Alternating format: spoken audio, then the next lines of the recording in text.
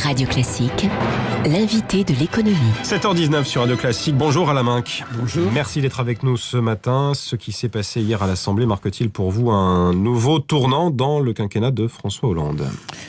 Écoutez, ça marque surtout un retour aux instruments légitimes de la Constitution. Je veux dire, tout le monde fait comme si le 49.3 c'était un coup d'État législatif. Le 49.3, il a été acté dans la Constitution en 58 pour permettre de gouverner. Il a été utilisé à très très gros volume par deux des meilleurs gouvernements de la Ve République, Raymond Barre, notamment. Celui de Raymond Barre et celui de Michel Rocard. Donc c'est un instrument de gouvernement. Je trouve que de ce point de vue, c'est un outil qui s'use si on ne s'en sert pas. Je me réjouis donc qu'il retrouve sa verdeur. Encore faut-il savoir que la réforme constitutionnelle de 2008 en réduit l'usage, c'est-à-dire on ne peut faire un 49.3 que sur le budget et la sécurité sociale, et un par session sur tout autre sujet. Donc là, le gouvernement a épuisé sa première cartouche avec la loi Macron. Pour la présente session, voilà. D'autre part, je trouve que c'est quand même un signe de volonté et de fermeté de la part d'un pouvoir qu'on a si souvent accusé de tergiverser. Donc je vois plutôt ça positivement.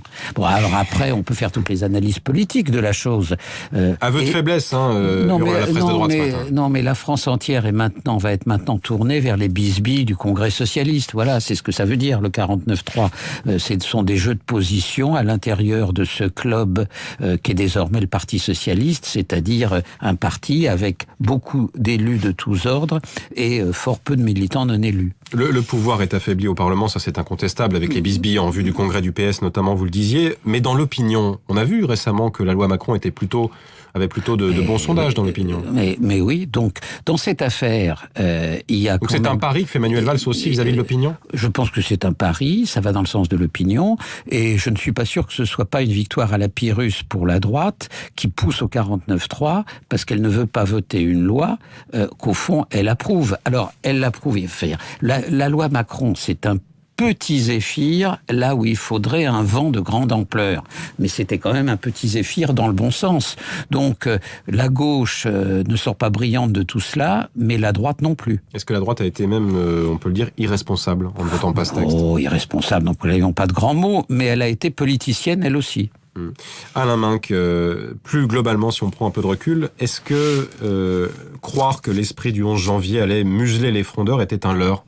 Non, mais le leurre, c'était que le 11 janvier auquel nous avons tous participé, c'était un geste formidable sur quelques valeurs essentielles de la République. C'était de la naïveté ou de l'illusionnisme de penser que ce geste sur quelques valeurs essentielles de la République allait se transformer en instrument de consensus politique tous les jours à l'intérieur de la famille de gauche et entre la famille de gauche et la droite. Je crois que le consensus national, il faut le préserver pour l'essentiel. Et bien évidemment, le 11 janvier, c'était l'essentiel. Là, on parle de vie courante. Enfin, on peut pas mettre sur le même plan le réflexe pour défendre la démocratie, la liberté d'expression et la loi Macron. Donc François Hollande a raté le coche vis-à-vis de ce 11 janvier, de cet esprit du 11 janvier ? Non, je pense qu'il a raté le coche sur un point. Il aurait pu essayer de prolonger le 11 janvier sur la partie qu'incarnait le 11 janvier en proposant dès le lendemain aux forces représentées au Parlement de faire sur le problème qui est l'insertion de la communauté d'origine immigrée un diagnostic commun. Et à partir de ce diagnostic commun, grand livre blanc, chacun aurait donné ses solutions. Mais c'était sur ce que représentait le 11 janvier, c'est-à-dire un problème d'intégration que la société française doit résoudre. Mais c'était pas le consensus national sur tout, ça n'a aucun sens le consensus national sur tout. C'est-à-dire les pays démocratiques, ce sont des pays où on passe son temps à se disputer sur tout. Alain Minc, un mot sur Emmanuel Macron, le ministre de l'économie. Est-ce que pour lui, c'est un échec personnel ? Je pense en aucun cas. Je trouve que d'abord, je l'ai trouvé très bon au Parlement. Il apprend vraiment la politique.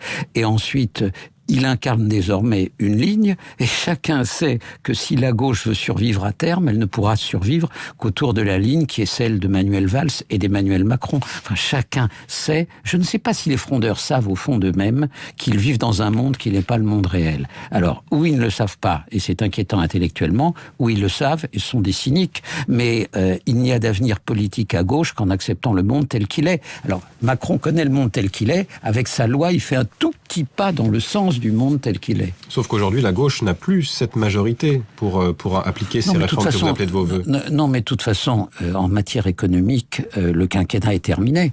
On sait bien ce qui va se passer. François Hollande ne prendra pas de risque sur le plan économique. Il va attendre le vent de la reprise, dont nous profiterons un peu. Nous en profiterons moins que les autres Européens, ce qui est une évidence à cause des erreurs faites au début du quinquennat.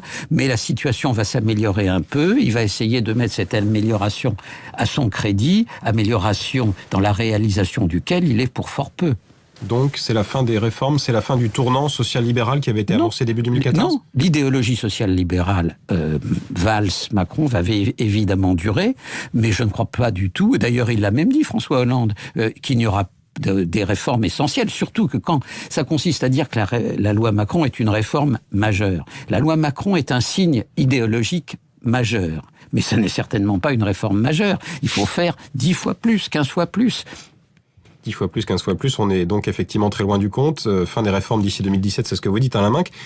À propos du Front National, qui est un petit peu en marge de toutes ces questions qu'on évoque ce matin, l'esprit du 11 janvier, la loi Macron, les déchirements de la majorité, l'opposition qui semble un peu stérile aujourd'hui, est-ce qu'il est appelé, comme l'espère, semble-t-il, Marine Le Pen, à renverser la table lors des prochaines élections départementales ?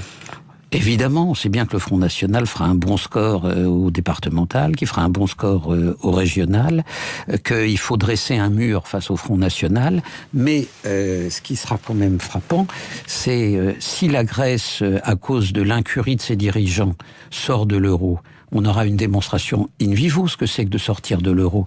Je pense ou j'espère que Madame Le Pen et Monsieur Mélenchon se mettront au balcon pour voir ce que c'est que le retour de la Grèce à l'âge de pierre. Est-ce que vous y croyez à un Grexit, comme on l'appelle, une sortie de la Grèce de la zone euro forcée, puisque je n'y croyais pas. Je pensais que la raison finirait par prévaloir, mais je trouve que le goût du théâtre, la maladresse et la démagogie, tels que le gouvernement grec les pratique, peut y conduire, malheureusement. Alors, qu'est-ce que c'est la sortie de la Grèce de la zone euro ? Pour les autres Européens, c'est désagréable parce que ça montre qu'on peut sortir. Ça n'a aucune conséquence en réalité sur les marchés, puisqu'il n'y a plus de dette à l'égard des marchés. Pour les Grecs, c'est un saut dramatique dans l'inconnu. Et ce gouvernement est assez inconséquent parce que il avait une proposition sur la table tout à fait correcte de la part de l'eurozone. Par ailleurs, ce gouvernement ne parle pas de l'essentiel. Quel est le problème grec ? Le problème grec, c'est de lever des impôts. Si les Grecs payaient des impôts, non pas comme les Français, ça c'est quand même une ambition que je ne leur souhaite pas, mais comme les Italiens, les recettes fiscales seraient de 10 milliards plus élevées et il n'y aurait pas de problème grec. Donc la réalité, c'est que le gouvernement d'Athènes, qui a beaucoup parlé, qui va enfin faire payer des impôts à qui ? À l'Église qui n'en paye pas, aux armateurs qui n'en payent pas, aux classes moyennes et supérieures qui n'en payent pas. La Grèce, c'est un pays où vous avez 50 contribuables à Athènes qui payent plus de 50 000 euros d'impôts. La moindre maison Capsonion vaut 3 millions d'euros. Donc la réalité grecque, c'est celle-là. Donc arrêtons de pleurer les larmes de notre corps. La baisse du pouvoir d'achat que les Grecs ont connue et qui est dramatique, c'est aussi la rançon du fait que pendant 20 ans, les Grecs n'ont pas utilisé l'argent européen à bon escient. Donc je pense qu'il faut être à la fois compréhensif avec les Grecs, il faut leur donner du temps, il faut faire ce que l'Eurogroupe était prêt à faire, mais il faut arrêter de croire que l'Europe a trucidé la Grèce. Qu'est-ce que pense un Lituanien dont le SMIC est à 370 € quand il sait que son État vient de contribuer au sauvetage de la Grèce où on vient d'augmenter le SMIC à 750 €? Arrêtons de parler de l'Allemagne, on parle jamais des petits pays européens. Vous verriez ce qu'est la réaction à l'égard de la Grèce. Donc je trouve que les Européens sont d'une fermeté raisonnable, ils ont ouvert une voie de sortie. Si les agités d'Athènes ne veulent pas aller dans ce sens, tant pis pour eux. Alain Minc et les agités d'Athènes, le mal français n'est plus ce qu'il était, c'est le titre du dernier ouvrage que vous avez publié chez Grasset. Merci d'avoir été ce matin l'invité de l'économie de Radio Classique.